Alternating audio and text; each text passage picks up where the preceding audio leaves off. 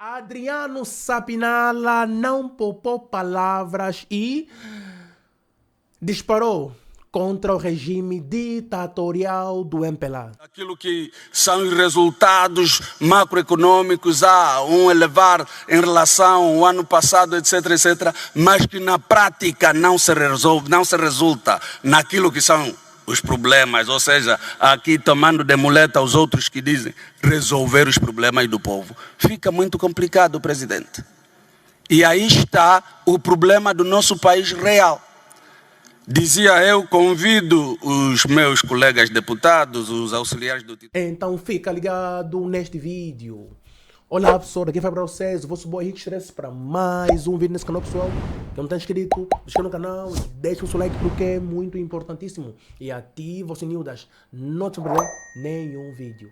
Minha família, você já fez desinfestação na sua casa, escritório ou empresa? Se a resposta é não, a hora de agir é agora. Não deixa para amanhã. Você pode fazer isto mesmo agora. Contacte agora mesmo a empresa Job Clean LDA para realizar um serviço limpo e bom de desinfestação. E eles estão com uma promoção muito boa. A partir de 15 mil kwanzas, você pode solicitar um serviço de desinfestação. Minha família, não perde tempo. Ah, não, as baratas, os ratos. Liga na Job Clean. Você vai ter especialistas bons em desinfestação, em jardinagem e tudo. Então, se você ligar em meu nome, família, ainda vai ter mais um desconto adicional. Minha família, não é a primeira vez que o deputado Adriano Sapinala tem uma intervenção muito contagiante, muito impactante sobre o país. Não é a primeira vez, ele já tem bons discursos e dessa vez ele surpreendeu mais uma vez durante uma sessão parlamentar. Eu peço a palavra neste ponto, presidente, para trazer 3 reflexões depois de lido de forma exaustiva o relatório, porque encontramos algumas incongruências, inclusive, neste relatório e algumas contradições mesmo. Mas digo que venho aqui para trazer 3 reflexões. A primeira, presidente, eu acho que está mais do que na hora de evitarmos alegar problemas alheios para aquilo que é a nossa realidade. Os elementos macroeconômicos que têm sido apresentados em sede do orçamento e não só, se uma vez fielmente cumpridos, poderiam, se calhar, minimizar um bocadinho o quadro permanente de justificativas em relação aos não cumprimentos das metas em sede dos orçamentos e neste quadro vertente. Estamos a falar do quarto trimestre do ano 2023, mas que nos remete, obviamente, ao apelar ao Executivo que aquilo que foram os balanços aqui trazidos no relatório revelam praticamente resultados negativos. Resultados negativos porque nem precisamos fazer muito esforço, presidente.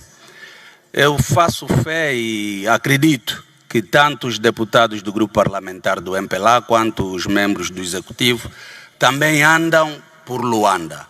E não precisaríamos de procurar muito para entendermos que o impacto que se tem estado a tirar dessas despesas não correspondem aos desafios daquilo que são as necessidades do terreno. Mas, presidente, do outro lado, coloca-se uma preocupação, porque à luz daquilo que são os impactos superavitários e deficitários, encontra-se grande dificuldade de, por exemplo, o Executivo trazer para esta casa orçamentos retificativos. E, infelizmente, uma vez mais, isso vai colocando o Presidente da República em adjudicações diretas, violando os orçamentos, sem cumprir com aquilo que deviam ser os trâmites para a adjudicação das verbas, mas quando vamos para os relatórios, no âmbito dos resultados, quase que não encontramos respostas. E a pergunta se coloca: onde é que se tem colocado o dinheiro? Está aqui a se dar nota na perspectiva do superávit. Deste superávit resultante da venda do petróleo, o que é que se fez? Por que o Executivo não consegue olhar para o país na base daquilo que são os seus problemas e trazer respostas adequadas? São perguntas que se levantam, Presidente. E, infelizmente, uma vez mais, ficamos aqui nesse ping-pong que, se de um lado a desculpa não vai ser da guerra civil, depois vai ser da guerra da Ucrânia e agora da guerra de Israel com Hamas. E nós entendemos, temos plena certeza que, se calhar, como dissemos, no âmbito dos aspectos macroeconômicos, se assim se disse a atividade do Executivo um tanto quanto no âmbito da diversificação da economia, poderíamos talvez sentir algum alívio. E hoje estaríamos não tanto a nos justificarmos, mas se calhar essa questão dos dados que são trazidos, em que em termos daquilo que são os resultados macroeconômicos, há um elevar em relação ao ano passado, etc., etc., mas que na prática não se resolve, não se resulta naquilo que são os problemas, ou seja, aqui tomando de muleta aos outros que dizem resolver os problemas do povo. Fica muito complicado, Presidente. E aí está o problema do nosso país real. Dizia eu, convido os meus colegas deputados, os auxiliares do titular do Poder Executivo aqui presentes, a sairmos à rua para encontrarmos a pobreza a falar para nós como resposta, a fome a falar para nós como resposta, os cidadãos nos contentores a se socorrerem para buscar um pouco de sustento. E isto tudo, infelizmente, depois fica como se fosse uma coisa não vista, porque no âmbito da propaganda os resultados que apresentam são esses que constam do relatório. E qual é a conclusão que nós chegamos? É que o relatório não passará de um mero relatório, porque infelizmente não traduz a situação real do país.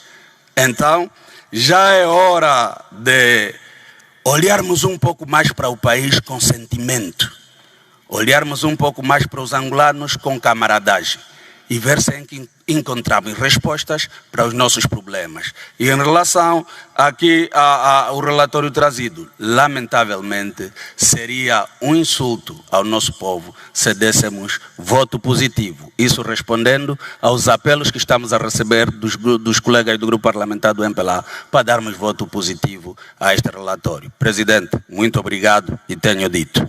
Eu quero ouvir a tua opinião nos comentários desse vídeo. E um deputado do MPLA disse que a UNITA é um partido que os juízes não curtem de ler, não gostam de ler. Sobre a forma em que nós abordamos a discussão do relatório de execução trimestral. E se temos de facto cumprido de alguma forma com o regimento. O número 1 do artigo 278 diz que, recebido o relatório parecer conjunto das comissões de trabalho especializadas, competentes em razão da matéria, o Presidente da Assembleia Nacional agenda no prazo de 30 dias a apreciação do relatório de execução trimestral do Orçamento Geral do Estado e pelo plenário. O 2 diz: a apreciação pelo plenário do relatório de execução trimestral do Orçamento Geral do Estado inicia com a apresentação do referido relatório por um representante do Poder Executivo, que foi feito aqui, seguido da apresentação do relatório parecer conjunto das comissões de trabalho especializadas competentes em razão da matéria. O 3 diz: após as apresentações referidas no número anterior, é aberto um período para pedidos de esclarecimentos. Repito, é aberto um período para pedido de esclarecimento, se os houver, fim do qual o Presidente da Assembleia Nacional submete à votação a resolução sobre a apreciação do relatório. Ou seja, o que estamos aqui a abordar, nós abrimos inscrições para debates políticos num relatório de execução trimestral. E são situações que devem ser reservadas para a conta geral ou para o Orçamento Geral do Estado. Está na hora, Excelência Senhora Presidente, de voltarmos à norma regimental. Portanto, o que está aqui em causa é nos debatermos ou falarmos sobre o conteúdo do relatório, questões de forma, se está conforme, erros ortográficos profundos, e não debates políticos em sede do relatório de execução trimestral. Passando propriamente o nosso... E é do regimento. Vamos consultar o regimento e pronto, é uma reflexão que vamos aqui fazer. Mas como, Excelência, Senhora Presidente, a norma diz que é debate e foi aqui debatido, houve vários assuntos aqui que foram colocados, e eu vou me referir em 3 aspectos. Aqui foi apelado à não aprovação do relatório, foi dito que o relatório não tem qualidade, foi dito que o relatório praticamente é uma vergonha, foi dito uma série de situações. E nós vamos avaliar se de facto todas essas acusações são reais ou não. O primeiro pilar que eu vou refletir aqui tem a ver com as exigências legais. Será que cumpriu-se com a Lei 15/10 de 14 de julho do Orçamento Geral do Estado? Cumpriu-se? Cumpriu-se. Será que o relatório trimestral foi remetido à Assembleia Nacional nos prazos previstos? Foi. Entrou aqui no dia 1 de abril. Ninguém violou esse aspecto. Será que esse relatório, no segundo aspecto que vou dizer, será que foram cumpridas as normas contabilísticas aceitas na República de Angola para o setor público? Foi cumprido. Ou seja, o proponente não violou com essas normas. Está em consonância com o cumprimento da Lei 15/10? Está, sim, senhora. E com o Decreto Executivo 73/22 de 1 de abril, que aprova as regras anuais de execução do orçamento? Foi, sim, senhora, cumprido. Com a regra do SIGF, foram, sim, cumpridos. Então, quanto ao primeiro pilar, que são as exigências legais, na verdade, foram cumpridos. O segundo pilar, que é não menos importante, tem a ver com as informações constantes nesse relatório. Faltou aqui informações importantes neste relatório que estamos aqui a discutir? Claro que não. Ao contrário, ele evoluiu. E nós vimos aqui que no relatório de execuções anteriores nós discutíamos muito sobre a apresentação, sobre a prestação de contas das embaixadas, das administrações municipais, e de facto essas informações até aqui constam.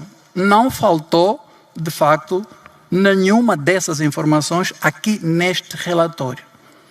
Agora, disse que não se cumpriu com a execução de alguns projetos inscritos no PIME, alguns estão paralisados, outros não foram feitos.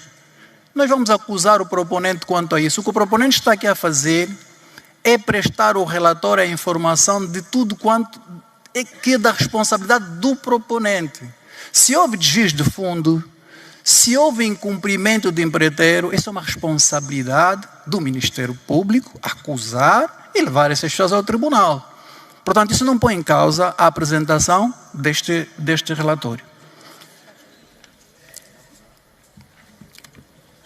E eu aproveito essa ocasião, Presidente, porque eu ouvi aqui informações, na verdade, que são decepcionantes. E eu aproveito aqui a apelar ao grupo parlamentar da UNITA, com todo o respeito que merece. Eu acho que os deputados da UNITA, isso serve também para os deputados do MPLA, foram selecionados para representar essa legislatura porque deviam acrescentar algum valor. Não basta passar informações populistas, imbuídas de alguma verdade, e vou citar aqui alguns exemplos. Foi dito aqui que o relatório não entraram no devido prazo. Porque não lemos. Trata-se do relatório do 4º trimestre. Portanto, nós temos, se fosse o relatório do 2º ou do 3º trimestre, 45 dias para ser discutido, para dar entrada.